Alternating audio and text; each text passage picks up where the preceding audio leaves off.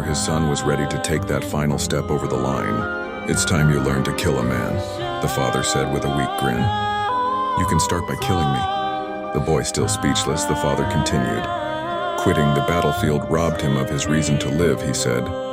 "The battle would nourish his son, who would carry on his dream," he said. He told his son that this was his life's ambition. The boy refused, saying that he absolutely could not do it. He threw his weapon to the ground, and as he did so, his father struck him hard. Through bitter tears, the boy cried out that he could not do it, but his father would not listen.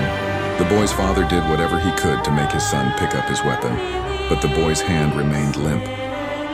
Until the very end, he had no mercy.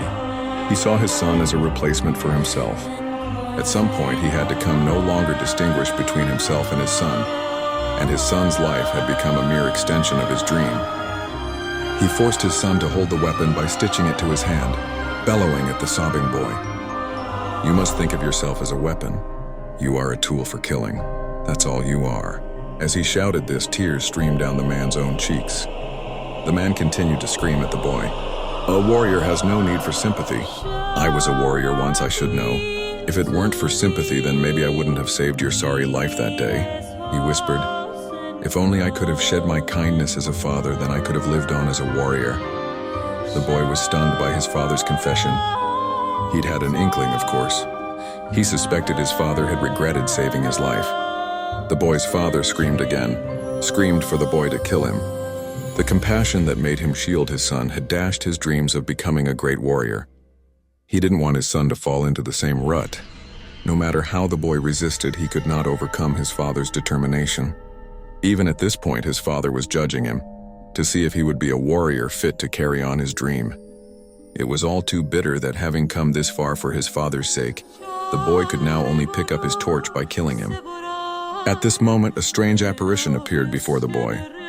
He looked up and saw a white chalice floating in the air before him. It spoke directly into his mind. "I can grant that wish if you can make the sacrifice." The boy screamed out in his mind, "I want to give my father what he wants. I want to be the one to carry on his dream. Even if it means I become a heartless murderer. Even it means murdering my father, just as he wishes me to." The son paid with his emotions. He threw away his feelings for his father, which till that point had filled his thoughts. Ironically, it was just what his father wanted, a heartless warrior. A simple tool for battle, just as a sword or a spear has no heart. A tool whose only function is to kill. A warrior who has lost all emotion sees everything as an enemy. Weapons and armor cannot distinguish friend and foe. The son did not hesitate.